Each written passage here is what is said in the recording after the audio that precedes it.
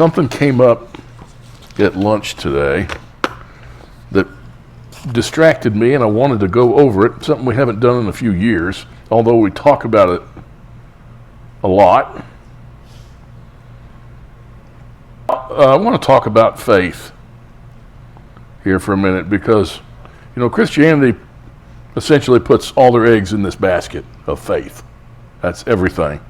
I remember Chris Aldretti reminded me, he was a waiter at Cheddar's in Market. I used to go there for lunch all the time. Chris would wait on us, and he started getting interested in the discussions about the Torah.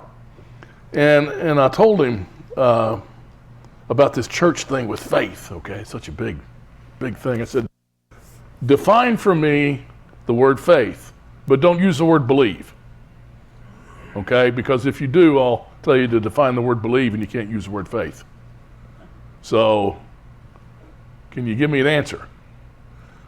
And kind of no, okay? He's kind of like, I don't know what to say. I said, yeah, I know. That's because the church taught you well. You don't know what it is. I don't know what it is. I mean, well, it's a good feeling you have about Jesus. Okay? A good, strong feeling. It's a strong feeling, right? Okay? Now, not as strong as love. Okay? You tell your spouse, I love you, dear. You mean the world to me. You don't tell her, I got faith in you, dear. What's that telling her? What, you expect her to get dinner ready? We just don't, it's just, the only time we really use the word is in a Christian sense, isn't it? Or a parallel to the Christian sense. We still don't know what it means. Hope. I'm hopeful. Okay. I came to the conclusion that what it means is a strong emotion toward Jesus. Not love, it's a little less than love, but it's an emotion. It's a strong one. It'll make some people jump up and down and babble in tongues, make other people get money, put it in the plate. Yeah, Tom? Yeah, you can say, I have faith that you can do it, Okay, which means what? I believe you can do it. Okay, don't use the word believe. Can't use the word believe. Yeah. I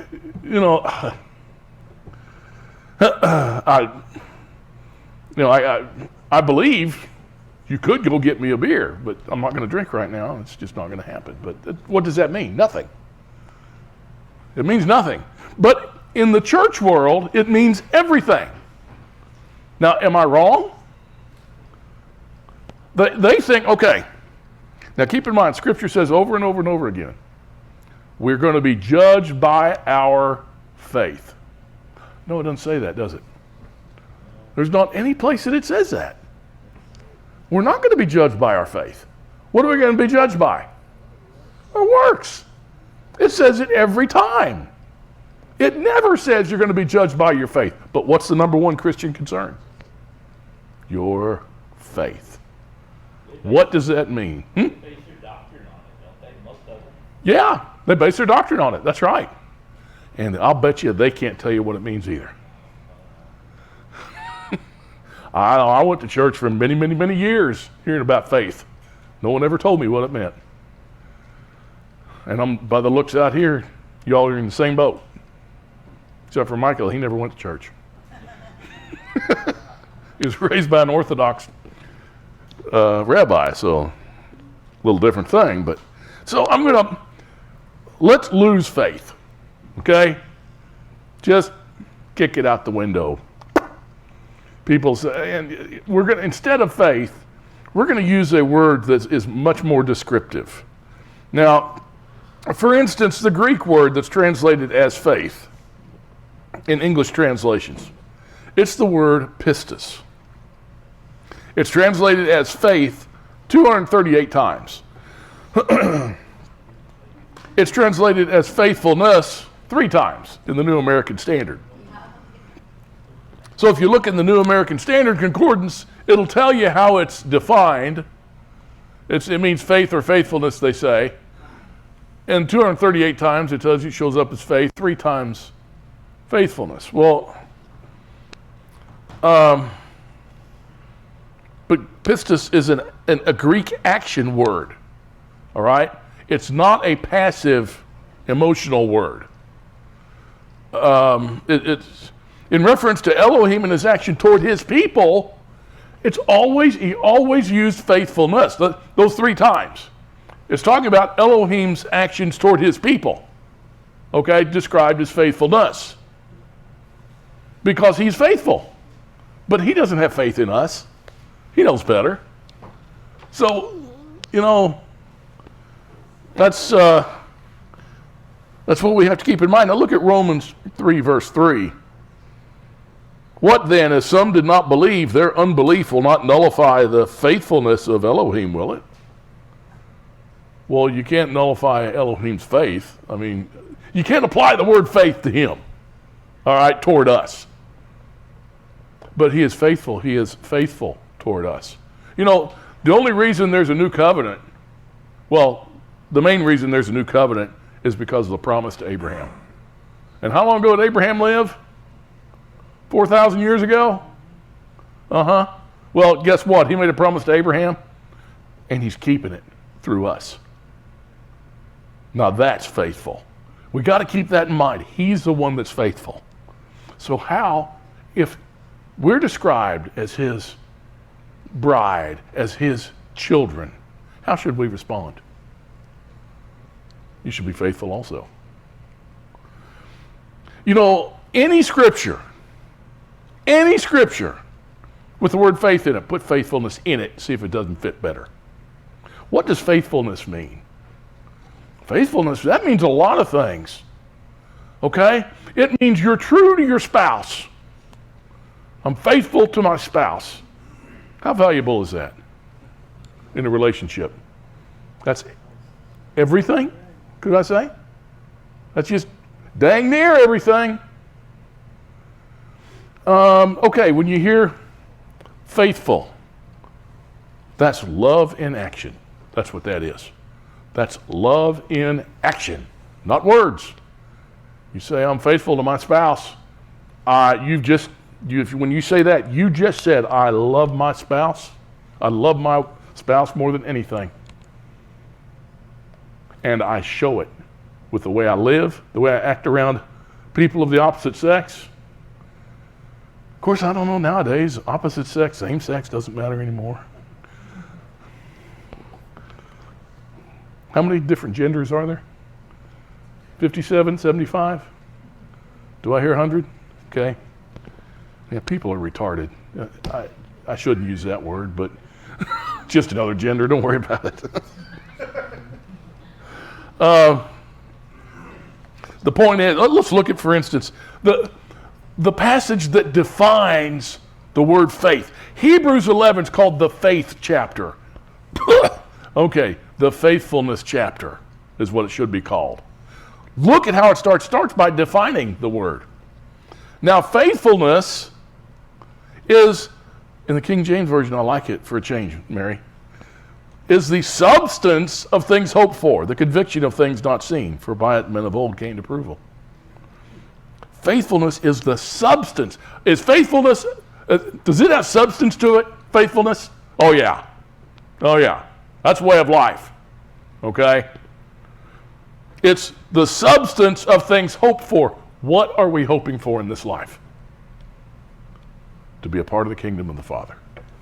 That's what we want more than anything. If you were given the gift of faithfulness by the Father, to be faithful to his word, and have a love for his and desire for his word, you have been blessed with what you've hoped for. That means you're a part of the kingdom. That's the conviction. Have you seen the kingdom yet? No. You haven't seen it yet. Hadn't either. Hadn't seen it either. But if you have that faithfulness, that's the conviction of things not seen. Ooh, that's difficult. But no, it's not. Because it's so real. He made it so real to us that it means our entire lives. For by it the men of old gained approval, because they were faithful to the Father. Do you see the big difference? They were faithful to the Father, and they had faith in the Father.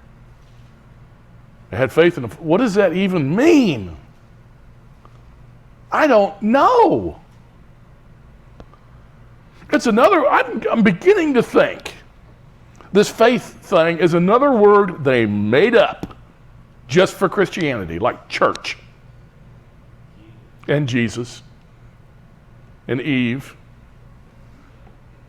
and law. No, law's been there, but it should be instructions, not law.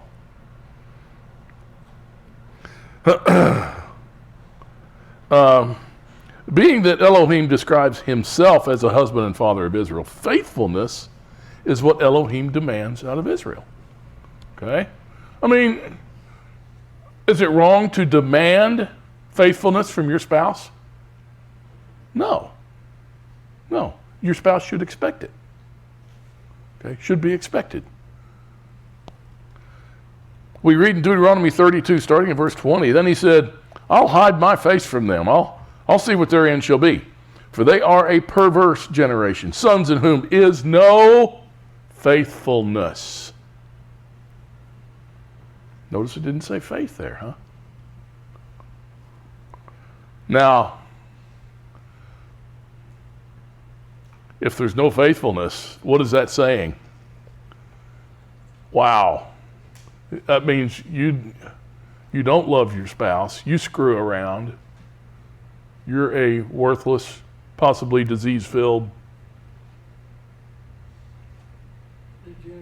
degenerate. Thank you, Tom. Right? Very good. They have made me jealous. Let me say, jealous with what is not Elohim. They provoked me to anger with their idols. So I'll make them jealous with those who are not a people. I'll provoke them to anger with a foolish nation. Ezekiel 18, verse 9. If he walks in my statutes and my ordinances so as to deal faithfully, he is righteous and will surely live, declares Adonai Yahweh. Do you see why I'm saying throw that word faith away? Absolutely worthless. Do you want him to declare you righteous? Then be faithful to him. That's the result. In Habakkuk 2, verse 4. Behold, as for the proud one, his soul is not right within him, but the righteous will live by his faith. Faith. Well, they threw that faith in there. Do you know why they did that? There's a reason the translators did that.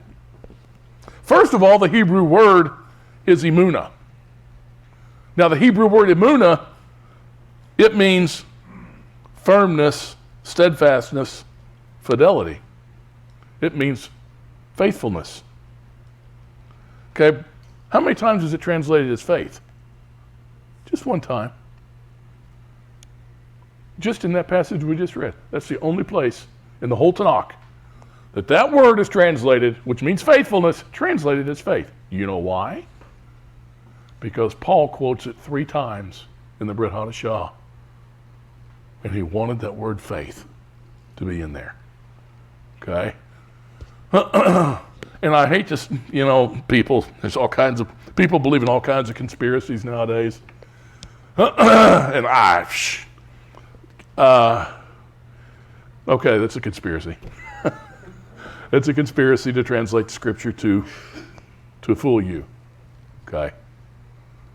They know they did it. Behold, as for the proud one, look at what it should say. His soul is not right within him, but the righteous will live by faithfulness. Well, look what we just read. If you're faithful with him, you're righteous. Well, the righteous will live by faithfulness. Here's where he quotes it, where Paul quotes it. Romans 1, verses 16, 17. For I'm not ashamed of the gospel, for it's the power of Elohim for salvation to everyone who believes, to the Jew first and also to the Greek. And by the way, John 3:36 tells us that believe means that you obey. Okay? Believe is tied directly to obedience. That's what it says in that passage. Paul continues here. For in it the righteousness of Elohim is revealed from faithfulness to faithfulness, as it is written, but the righteous man shall live by faithfulness. And if you had a tough time figuring out what that means in verse 17, if you use faithfulness, it makes complete sense. For in it the righteousness of Elohim is revealed from his faithfulness toward us to the faithfulness that he's bestowed upon us. That's how the righteousness of Elohim is revealed. As it is written, the righteous man shall live by faithfulness. Now the thing makes complete sense. He reveals himself. His faithfulness, by giving us faithfulness, reveals him.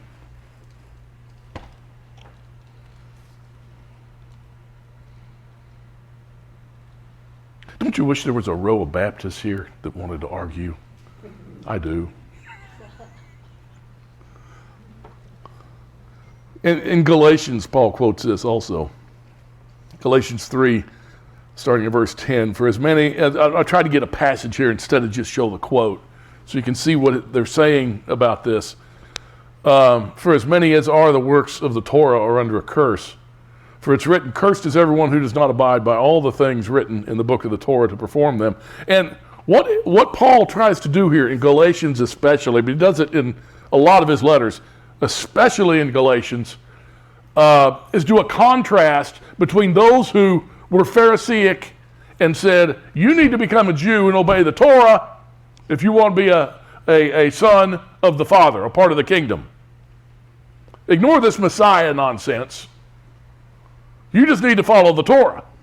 Well, Paul keeps bringing up, if you screw up one time, you're cursed. You're done. Okay? You're done. And he goes on to talk more about it. Now that no one's justified by Torah before Elohim is evident, for the righteous man shall live by faithfulness. So you're not justified. We don't obey the Father's word because we are justifying ourselves. We're not justifying ourselves. If you're faithful to your spouse, is that because you want to justify yourself? Pound your chest? No, why are you faithful to your spouse then? Because you love her. You love her. And you want to show her. And hey, the rest of the world might as well watch me. Okay, because I'm going to show my love to my spouse. Don't you set your spouse apart? What's that? Set your spouse apart. Yeah, set your spouse apart. And what's the term for set apart? Holy. That's right. Your spouse should be a set apart part of your life. And that's the way it needs to be. He says, no one's justified by Torah before Elohim. That's evident, for the righteous man shall live by faithfulness. However, the Torah is not of faithfulness. On the contrary, he who practices them shall live by them. And he says here, just the Torah in and of itself is not faithfulness. All right. And you got to compare this. He quotes, what he's quoting here is Leviticus 18, verse 5.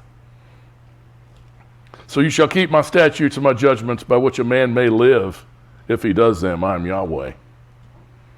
And he quotes that as saying, he who practices them shall live by them. But he's talking about the importance of faithfulness, which is bestowed through the blood of Messiah only.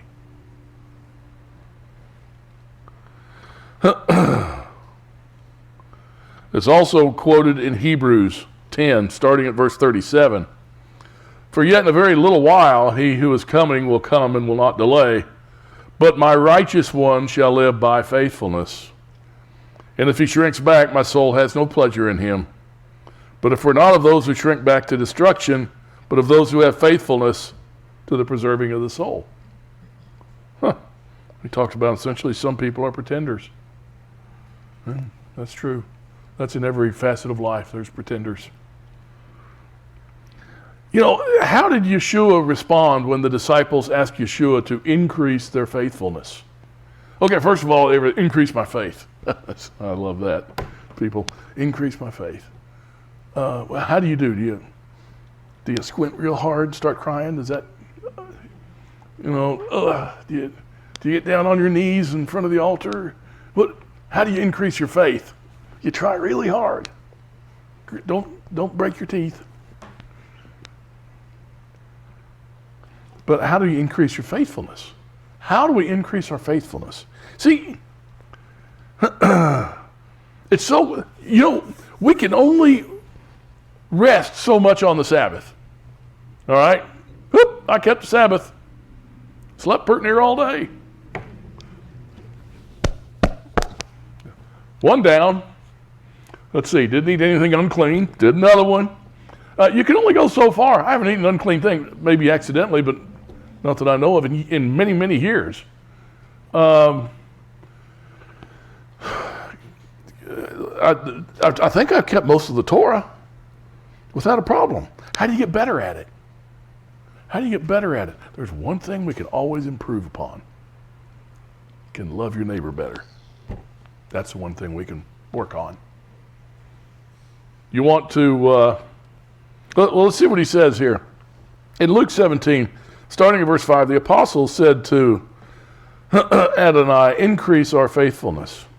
And Adonai said, if you had faithfulness like a mustard seed, you'd say to this mulberry tree, be uprooted and be planted in the sea, and it would obey you. But which of you, having a slave plowing or tending sheep, will say to him, when he's come in from the field, come immediately and sit down to eat? But he will not say to him, prepare something for me, but will he not say to him, prepare me something to eat and properly clothe yourself and serve me until I've eaten and drunk? Afterward, you'll eat and drink. He does not thank the slave because he did the things which are commanded, does he? So you too, when you do all the things which you're commanded, say, we're unworthy slaves. We've done only that which we ought to have done. Woo, Paul talks about this too, and he said, following the Torah, it's not for accolades. That's just what you're supposed to do. Okay? It's like my brother and I growing up, we fought every day. And I felt like, well, we made it through dinner and didn't throw food at each other. Do I get a reward? No, you don't. Just because we're obedient to the Father doesn't mean we deserve anything. It's it's the least we could do. Okay? That's just our duty. That's our job.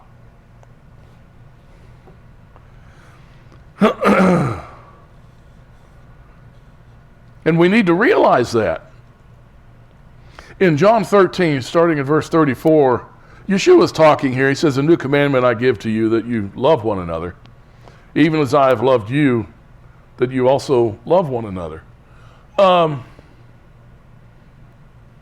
I've heard Christians tell me, they've told me, they said, see, that's a new commandment, was for us to love one another. The Old Testament doesn't say anything about that. Yes, it does.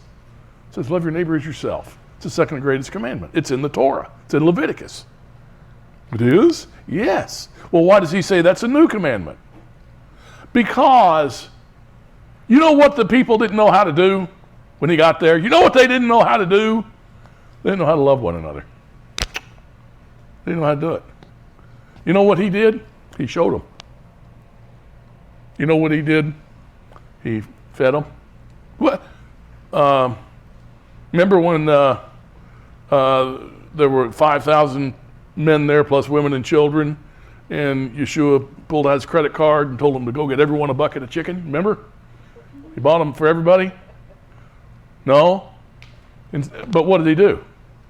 He took bread and some fish and multiplied it thousands of times over and fed them all. If they were blind, he gave them sight. If they were deaf, he gave them the ability to hear. If they were lame, he gave them the ability to walk. If they had leprosy, he cleaned them up. What did he ask for from his disciples? Nothing. They asked of him, and he's the master. They're the servants. He wasn't. But he said the Son of Man came to serve. And he did. And he's saying, that's what I want you to do for one another. And I know for a fact that's one we can get better at. Okay? We can get better at it. By this all men will know that you're my disciples if you have love for one another. In John 15, starting at verse 12, this is my commandment, that you love one another just as I've loved you. See, it's not a new commandment. He's just, I showed you how to follow, love your neighbor as yourself. I showed you. Now, do that. Do what I did. Greater love has no one than this, that one lay down his life for his friends. You're my friends if you do what I command you. No longer do I call you slaves, for the slave does not know what his master's doing. And I've called you friends, for all things that I've heard from my Father I've made known to you. You did not choose me, but I chose you and appointed you, that you should go and bear fruit, and that your fruit should remain, that whatever you ask of the Father in my name he may give to you. This I command you, that you love one another. Any questions on that? It's a little remembrance about faithfulness.